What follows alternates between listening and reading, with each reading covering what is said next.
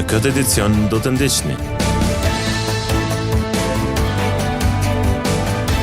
U mbajt dëgjim publik për propozim të tarifave të ardhshme për shërbimet e ujësjellësit.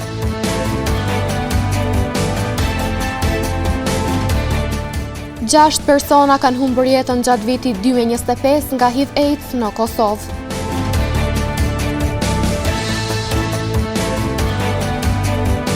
Temperaturat e ulta e mjegulla plot pacient me grip. Përshëndetje, po fillojmë edicionin qendror të lajmeve këtu në televizionin Syri. Në një diskutim publik të mbajtur sot në kompaninë rajonale të ujësjellësit Gjakova, është diskutuar rreth propozimit të tarifave të ardhshme për shërbimet e ujësjellësit. Refik Rama, drejtori i departamentit të tarifave në Agjencinë e Rregullimit të Ujrave, tha se të gjitha propozimet për tarifat e propozuara janë në proces të shqyrtimit. Me pjesëmarrje të përfaqësuesve të Autoritetit Rregullativ të Ujrave të Kosovës, sot në kompaninë rajonale të ujësjellësit Gjakova është mbajtur dëgjim publik me qytetarë dhe palë të interesuara. Qëllimi i takimit ishte diskutimi dhe propozimi i tarifave të ardhshme për shërbimet ujësjellësit. Fillimisht kryeshefi ekzekutiv i kompanisë Hasan Krasniqi prezantoi disa të dhëna rreth të hyrave dhe shërbimeve të kompanisë. Në 4 vitet e kaluara, kompania ka bërë investim dikun mbi 20 milion euro pare në sistemin e ujit dhe në sistemin e përmirësimin e ujnave të zezë, rrjetit të ujnave të zeza. Tashti, të gjitha këto investime, sa për informacion, janë investime të donatorëve tonë, të komunave tona, Gjakov, Prizren dhe Ravec, dhe investime vetanake tonat. Një informacion po ashtu më rëndësi, në lidhe me këtë temë që sot debatojmë këtu, është se investimet vetanake të kompanisë tonë janë investime rekorde që në krahasim me kompanitë tjera janë investimet më të mëdha për 7 kompanive të ujnave që bëjnë në rrjetin e vet të ujit dhe të kanalizimit. Domethënë investimet vetanake, duke i hequr investimet të donacionit dhe investimet e komunave dhe investimet qeveritare. Refik Rama, drejtori i departamentit të tarifave në Agjencinë e Rregullimit të Ujrave, tha se janë në shqyrtim të procesit. Në këtë ndryshim të madh tarifor kemi përkrahjen e një eksperti ndërkombëtar i përmasa botërore që na ka përkrahur dhe po na përkrah. Tash sfundi pasi të kryjmë këtë cikël të konsultimeve publike, ka më ardhur edhe kam na ndihmuar me përcaktuar tarifat. Sepse na sot nuk i kemi tarifat finale, jemi duke punuar të analizuar. Tek më 31 dhjetor ato hedhen në urdhëresën tarifore të shërbimeve tek atër i merrni. Përveç kësaj parim tjetër është edhe vlerësohen indikatorët kyç të performancës, siç janë shpenzimet, inkasimi, paturimi e tjerë. Këto veç janë të veçanta dallojnë njëra prej tjetrës edhe e bëjmë analizën e plotë të tyre me kujdes të veçantë. Siç e thash edhe përballueshmëria e faturës konsumatorit, ne si rregullator kemi obligim ligjor mos me leju që të bëhet një rritje për një hershme tarifës, apo si quhet zhargonin profesional shok tarif, na nuk lejojmë këta, e kemi obligim ligjor mos me leju, por e kemi obligim edhe me siguru qëndrueshmërinë financiare të kompanisë. Mandej të investimet kapitale, shikojmë aspektin funksionalitetin afatgjat. Çdo investim që aprovojmë në strukturën tarifore të investimeve kapitale, ai duhet të ketë funksion në uljen e shpenzimeve dhe duhet të ketë impakt në ngritjen e eficiencës së kompanisë. Hysni Feka, analist për tarifat e ujit, pranë rregullatorit ndau informacione rreth tarifave. Arsyeja pse tarifat dallen prej një regioni në region bazohen më shumë në çështjet gjeografike dhe teknike, më shumë për to inxhinierët e din pak më shumë, dikun duhet më shumë pompash respektivisht shpenzimet e energjisë për pompimin e ujit, dikun ka nevojë më pak, dikun uji ka cilësinë asaj që kanë më shumë kimikale për përpunim, dikun nuk ka nevojë aq shumë. Kështu që arsyeja vetëm pse ka dallimin mes kompanive të ujit është kjo.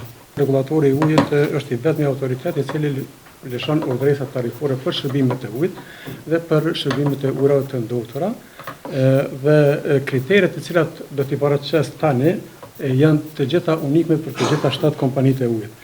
Një tjetër veçori për ata që janë më pak të informuar sikur për qytetarët edhe pjesën e informimit është që duhet pas parasysh edhe kriterin e tarifave regionale, që do të thotë se për të gjithë regionin e një regionit të saktë, këtë rast për regionin e Gjakovës, të gjitha tarifat janë të njëjta pa marrë parasysh largësinë prej burimit të ujit apo prej fabrikës të ujit apo prej nëse bëhet fala për distribuim prej distribuimit. Sipas ligjeve në fuqi, tarifat përcaktohen për 3 vite. Procesi tarifor ka filluar në muajin qershor të vitit 2025 dhe pritet të përfundojë në dhjetor kur edhe bëhet përcaktimi i tarifave.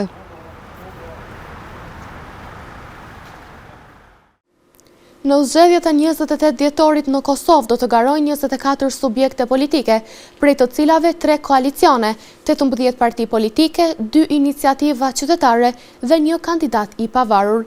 Kështu ka bërë të ditur Valmir Elezi, zëdhënës në Komisionin Qendror të Zgjedhjeve. Mbrom në orën 23:59 ka përfunduar afati i aplikimit të subjekteve politike për certifikim për pjesëmarrje në zgjedhjet e parakohshme parlamentare, që pritet të mbahen më 28 dhjetor. Afati për aplikim pati filluar më 24 nëntor dhe ka zgjatur deri më 30 nëntor, ndërkaq në të njëjtën kohë subjektet politike duhet të njoftonin Komisionin Qendror Zgjedhor për formim të koalicioneve zyrtare. Valmir Elezi nga KQZ ka treguar edhe se sa subjekte politike aplikuan për zgjedhjet të 28 dhjetorit. Është përmbyllur afati për subjektet politike për aplikim për certifikim të pjesëmarrjes në zgjedhje dhe deklarim të koalicioneve nga ana e partive politike. Gjatë kësaj periudhe 7 ditore, 24 subjekte politike, prej të cilave 3 koalicione, 18 parti politike, 2 iniciativa qytetare dhe 1 kandidat i pavarur, kanë plotësuar online formularin e certifikimit për pjesëmarrje në zgjedhjet e parakohshme për Kuvendin e Kosovës. Paralelisht me aplikimin për certifikim, është zhvilluar edhe afati për deklarim të partive politike për formim të koalicioneve. Sa i përket afatit për dorëzimin e listës së kandidatëve të subjekteve politike, i njëjti ka filluar më 24 nëntor dhe do të zgjasë deri më 7 dhjetor 2025. Me afrimin e fundvitit në fshatin Pjetërshan, prej mbrëm ka nisur atmosfera festive. Shtëpitë dhe rrugët e fshatit janë zbukuruar edhe këtë vit, duke e bërë traditë tashmë këtë vend të bukur. E mbushur me drita e zbukurime nga më të ndryshmet, Pjetërshani pret vizitor ditët e ardhshme të dhjetorit. Në oborin e famullisë Shën Jozefi Puntor në Pjetërshan, u bën ndezja e dritave të Krishtlindjes.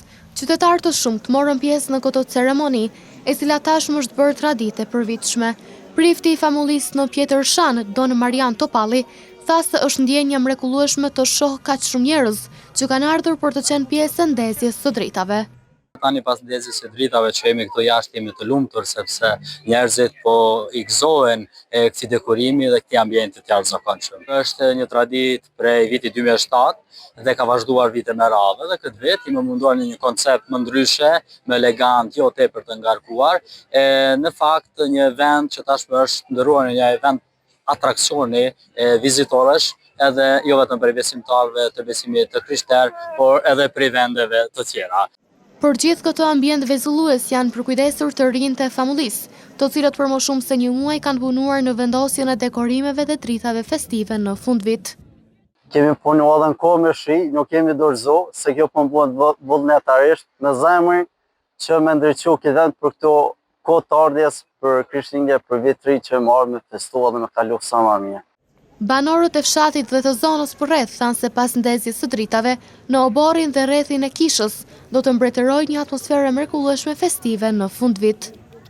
Është një mrekulli e bukur, një mrekulli e madhe që ka bërë Nia e Pjetërshonit, doli kusar Pjetërshonit, konkret të bëhet këto fshatra këto treva, ku gjithçka është një ndriçim që e kanë punuar Nia, por ndriçimi kryesor është ata që të presim e të festojmë në familje çdo një të festë fundvitit.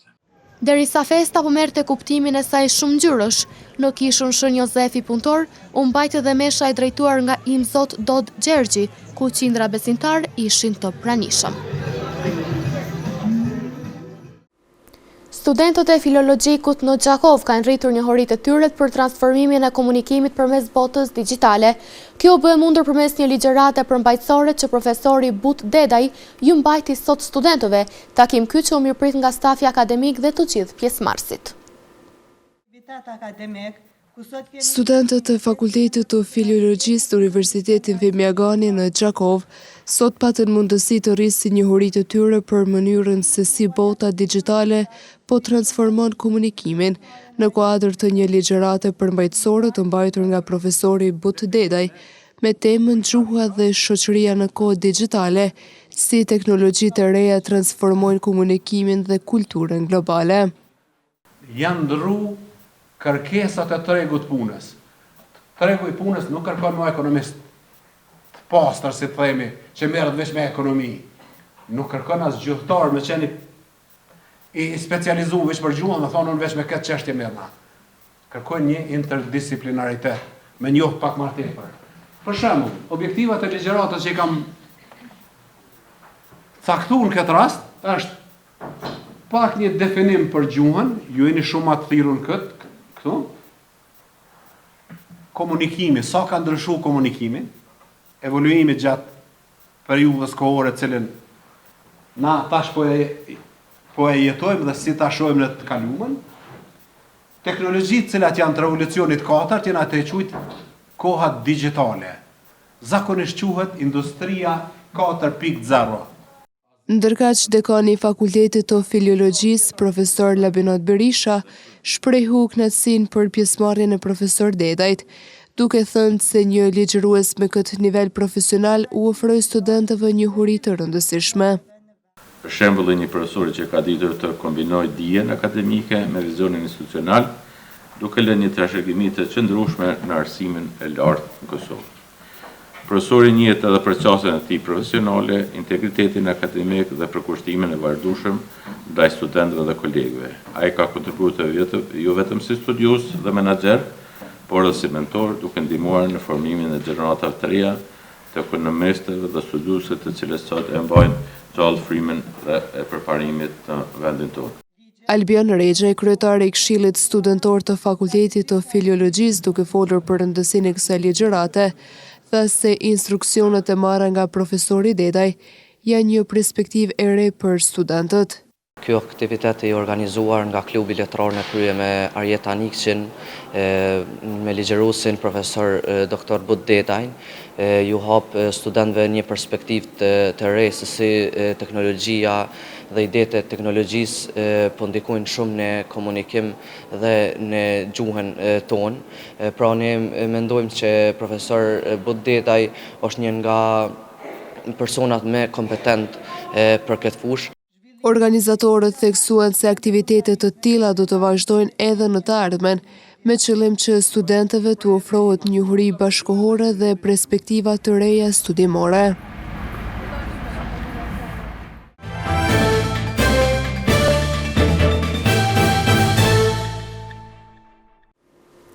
Përballja me HIV/AIDS-in vazhdon të mbetet një sfidë globale. Vetëm gjatë vitit 2025 në Kosovë janë regjistruar mbi 30 raste të reja të infektimit me këtë sëmundje vdekjeprurse. Në një tërës diskutimi të mbajtur në kuadër të ditës kundër HIV/AIDS, u tha se në Kosovë 6 persona kanë vdekur gjatë këtij viti. Me rastin e shënimit të ditës kundër virusit vdekjeprurës HIV/AIDS, në Kosovë është mbajtur tërës diskutimi me të cilin u tha se Kosova është vend me shkallë të ulët të epidemisë HIV/AIDS-it. Megjithatë, vetëm për gjatë këtij viti janë regjistruar 31 raste të reja me këtë sëmundje ngjitëse. Luljeta Gashi nga Departamenti i Epidemiologjisë pranë IKSHPK-s u shpreh se vetëm gjatë këtij viti nga kjo sëmundje ngjitëse 6 persona kanë vdekur. Të dhënat ekzistuese dëshmojnë se ne nuk kemi një epidemi të koncentruar apo të generalizuar të HIV-infeksion. Që nga viti 1986 deri në vitin 2025, në Kosovë janë raportuar gjithsej 246 raste të HIV dhe AIDS. Deri me tani, 57 persona kanë vdekur si pasojë e AIDS-it. Dhe gjatë këtij viti, 2025, janë raportuar 31 raste me HIV dhe 6 vdekje si pasojë e AIDS-it. Përfaqësuesja e Ministrisë së Shëndetësisë Merita Vuthaj u shpreh se përballja me HIV-sin mbetet një sfidë globale, duke shtuar se nga fillimi i vitit të ardhshëm do të nisë shpërndarja e terapisë PrEP në institucionet e kujdesit parësor shëndetësor. Në fillim të vitit 2026, Ministria e Shëndetësisë e ka filluar pilotimin, do të fillon pilotimin e shpërndarjes së terapisë së PrEP-it në institucionet e kujdesit parësor shëndetësor, aktivitet ky i cili ka rrjedhur nga një nismë për hulumtim për hartimin dhe miratimin e PSO-s për shpërndarjen e PrEP-it në kujdesin parësor shëndetësor, e cila tashmë është e aprovuar. Ndërsa udhëheqësi i programit për rini në UNFPA, Besnik Sherifi, tha se sëmundja HIV mbetet problem global i shëndetit publik, duke marrë mbi 44 milion jetë deri më sot. Vetëm gjatë vitit 2024 rreth 630.000 persona humbën jetën nga shkaqet e lidhura me HIV, ndërsa 1.3 milion të tjerë u infektuan. Sipas Institutit Kombëtar të Shëndetit Publik të Kosovës, rrugët e përhapjes së HIV-AIDS-it janë heteroseksuale me 48% e pasuar nga 35% homoseksuale.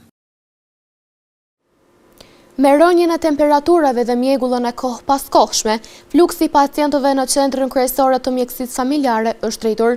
Doktoresha Shukrie Pruthi, duke folur për kujdesin dhe simptomat, pohoi se vaksinimi është një mënyrë shumë e mirë për të mbrojtur nga gripi sezonal. Ndryshimet e temperaturave, veçanërisht rënja e temperaturave, rëndom rrit numrin e pacientëve të prekur nga gripi. Në qendrën kryesore të mjekësisë familjare, fluksi i pacientëve në këtë periudhë është i rritur. Sa i përket gjendjes së gripit sezonal, zakonisht në këtë sezon, zakonisht me pacienta më tepër se në sezonat kalume, puna e mjekullave, puna e temperaturës ulët, edhe gjanave tjera. Mirë po, që ta shtimi raste, zakonisht me temperaturë, ethe, rrjedhje të hundëve, djegësim pytit, ndonjë rast edhe kemi edhe kollitje. Doktoresha Pruthi tha se ndikim negativ në shëndet ka edhe mjegulla. Zakonisht ata që janë më të ndihshëm ndaj mjekullave, preferohet çat kohë mos me dalë. Për arsye se vetëm është i ndihshëm edhe atëherë vish ka rrezikohet gjendja shëndetësore. Mirë po, preferohet mos me dalë, pra megjithatë nëse gjithçysh duhet me dalë, atëherë duhet të konsultohet te mjeku, edhe mas ne mbas gjendjes, edhe na preferojmë këshillat, terapinë, edhe çka duhet më tepër. Ndihmë mjaft e madhe për tejkalim më të lehtë të gripit ka vaksinimi. Marrja e vaksinës të pacientet është pozitive. Përpara vishin edhe më shumë raste, mirë po tashtu e falendëru vaksinimit, tashtu kemi rastet edhe nëse jo paraqitet janë tejkalimi është më i lehtë. Zakonisht preferohet moshat shtyra, edhe ata të tjerë të cilët janë me smundje kronike, pse mos me marr përderisa i kemi. Duhet edhe ju lehtësohet gjendja, pra edhe mundet edhe më mira. Qendra kryesore mjekësisë familjare në Gjakov mbetet në shërbim të gjithë pacientëve që ka nevojë për ndihmë mjekësore nga stafi profesionist i këtij institucioni. Me qëllim të rritjes së cilësisë së shërbimeve, qendra e hemodializës në Rahovec, që vepron në kuadër të spitalit Isa Grezda në Gjakov, është përforcuar me 6 punonjës të rinj, të cilët do të jenë në krye të detyrës si staf infermieror dhe mbështetës, kështu bëri të ditur Hilmi Shala, drejtori i spitalit të Gjakovës.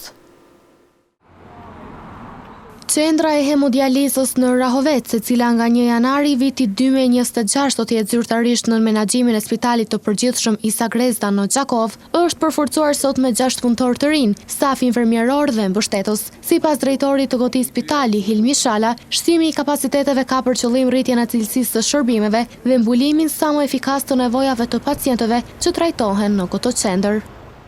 Sipas planit të funksionalizimit të hemodializës në Rahovec, pra që është përgatitur nga Ministria e Shëndetësisë, nga 1 janari vitit 2026, kjo qendër do të kalon në kompetencat në menaxhimin e spitalit të përgjithshëm Gjakovës, dhe në kuadër të planit edhe ne si spital jemi duke i bërë përgatitjen për që ta marrim në menaxhim këtë qendër. Kemi siç dihet, pra kemi bërë rekrutimin e stafit i cili do të punojnë në këtë qendër.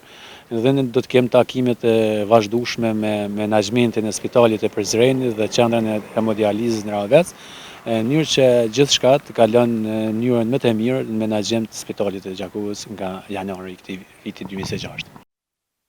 A i tha se deri më tani pacientët e Rahovetit janë detyruar të kryejnë shërbime në Prizren, por funksionalizimi i kësaj qendre do të lehtësojë ndjeshëm qasjen dhe trajtimin për ta.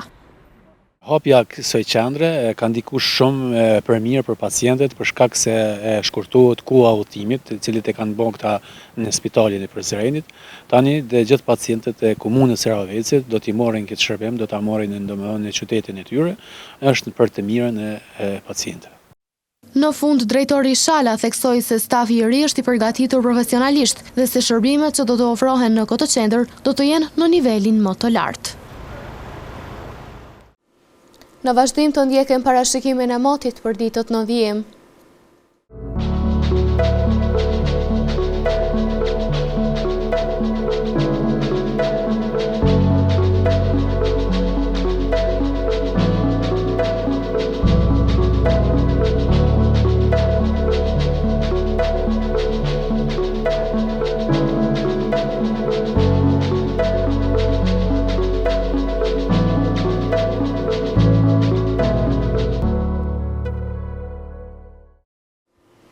Para se të ndahemi, të ndjekim edhe një herë titujt kryesor të këtij edicioni.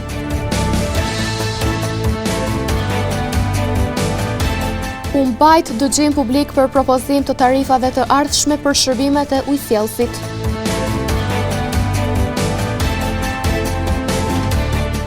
Gjashtë persona kanë humbur jetën gjatë vitit 2025 nga HIV/AIDS në Kosovë.